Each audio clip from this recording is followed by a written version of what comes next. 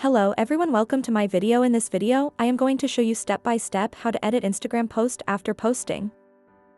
Before starting this video, please subscribe my channel. First of all, you have to open Instagram and click on right bottom your profile icon. When you come to your profile, here you have to select any post which you want to edit and click on it. Now click on the top right 3 dots of the post. Here you can see. When you click on the 3 dots, you will see an edit button below. You have to click on it. Here you just have to click on this edit button.